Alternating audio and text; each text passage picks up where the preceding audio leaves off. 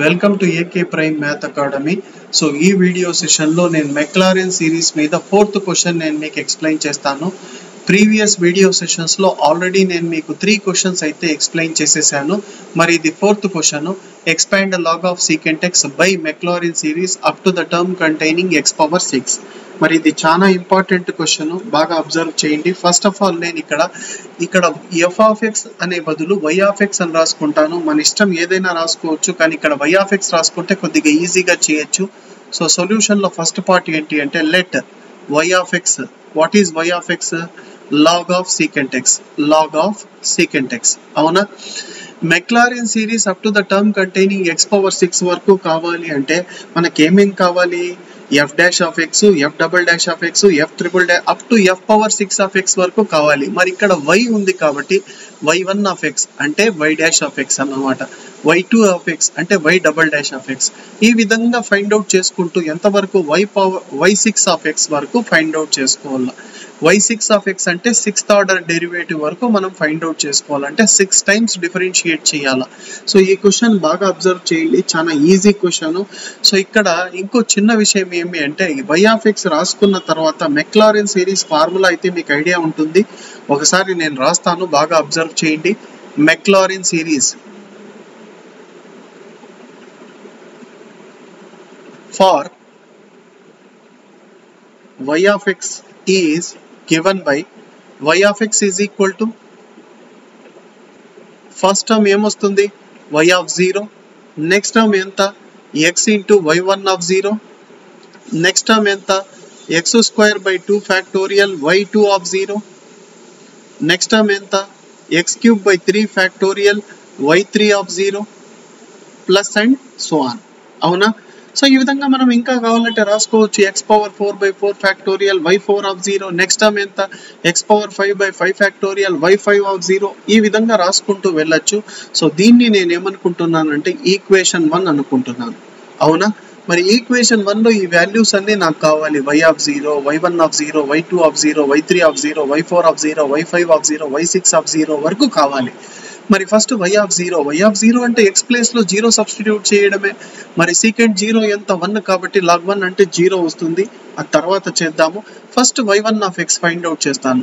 దీని యొక్క డెరివేటివ్ బాగా గుర్తుపెట్టుకోండి, d/dx of log of secant x. ఇక్కడ డిఫరెన్షియేట్ చేస్తున్నాను, బాగా అబ్జర్వ్ చేయండి. d/dx ఆఫ్ log x అంటే మనందరికి ఐడియా ఉంటుంది 1/x. అదే ఫార్ములా యూజ్ చేస్తాను. d/dx of log of secant x అంటే 1/secant x అని రాసి మళ్ళీ secant x ని డిఫరెన్షియేట్ చేస్తాను. d/dx of secant x. What is d/dx of secant x? secant x into tan x. కాబట్టి 1/secant x ముందు నుంచి ఉంది. secant x యొక్క డెరివేటివ్ ఎంత అంటే secant x into tan x.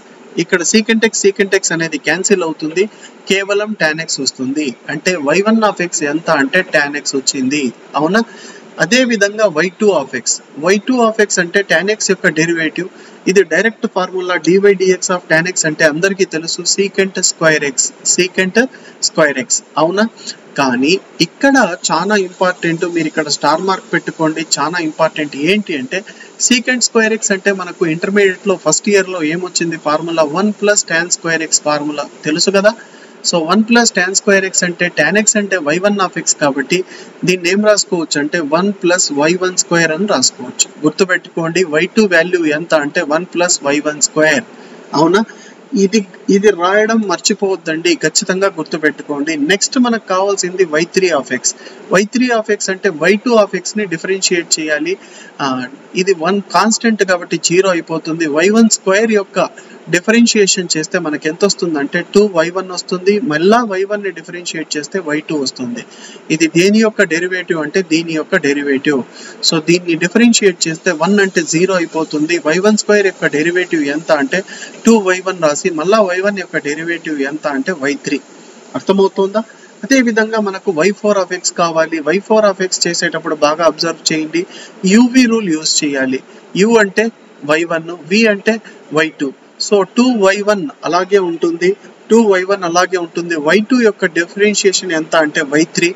Next term లో 2 అలాగే ఉంటుంది. y1 యొక్క డెరివేటివ్ ఎంత అంటే y2. పక్కన ఇంకో y2 ఉంది కాబట్టి y2 into y2 ఎంత అంటే y2 స్క్వేర్ గా రాసుకోవచ్చు. గుర్తుపెట్టుకోండి, ఇది ఒకసారి మళ్ళీ నేను చేసి చూపిస్తాను. ఇక్కడ యూవీ రూల్ యూజ్ చేయాలి. యూవీ రూల్ అంటే ఏమి అంటే యూవీ హోల్ డాష్ అంటే యూవీ డాష్ ప్లస్ వియూ డాష్. అర్థమవుతుందా? సో యూ అంటే 2y1 అలాగే ఉంది, దీన్ని ఏ విధంగానూ మార్చలేదు. వి డాష్ అంటే y2 యొక్క డెరివేటివ్ ఎంత అంటే y3.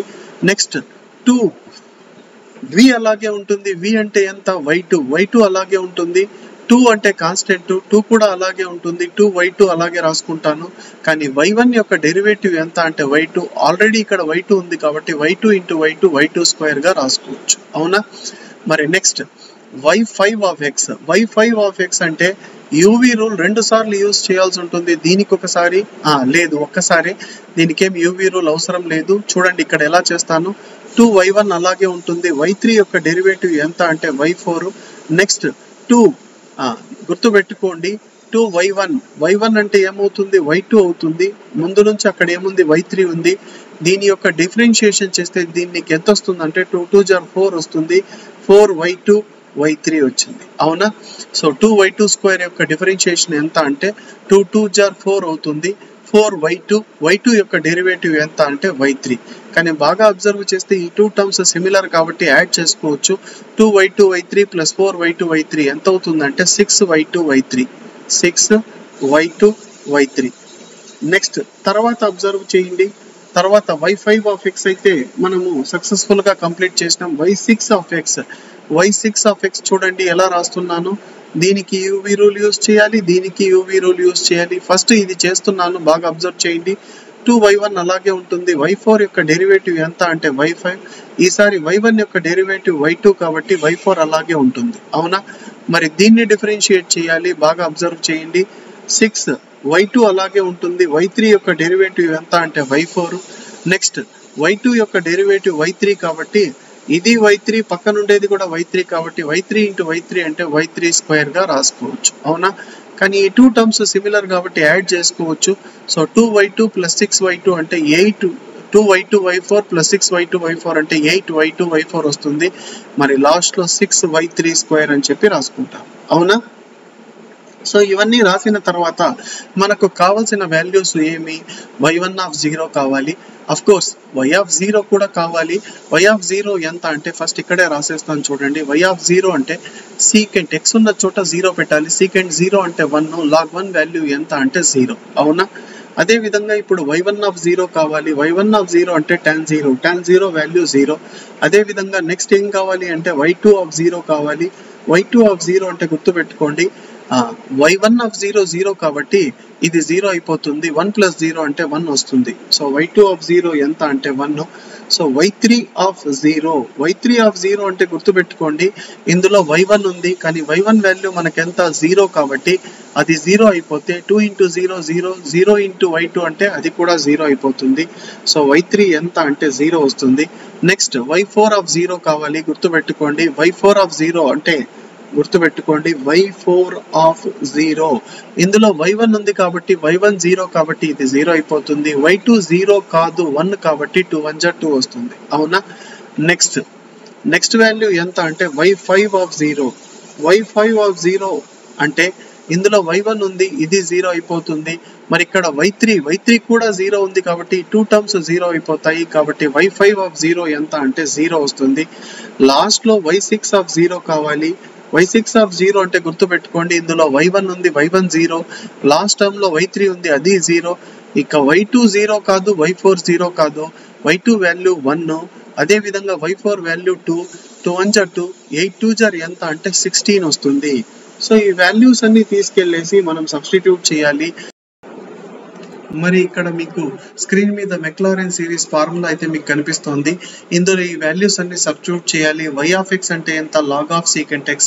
So log of secant x రాసుకున్నాను. y ఆఫ్ 0 కాబట్టి అది రాసుకోవట్లేదు. Plus x into y1 of 0, y1 of 0 value కూడా 0 అయిపోతుంది. సో ఈ టర్మ్ 0 అయిపోయింది, ఈ టర్మ్ 0 అయిపోయింది, ఈ రెండు రాసుకోవట్లేదు. x² 2 factorial means 2, y2 of 0 అంటే 1 కాబట్టి అది రాసుకున్నాను. y3 ఆఫ్ 0 మీరు ఒక్కసారి చూస్తే y3 ఆఫ్ 0 కూడా 0 కాబట్టి ఈ టర్మ్ కూడా నేను రాసుకోవట్లేదు.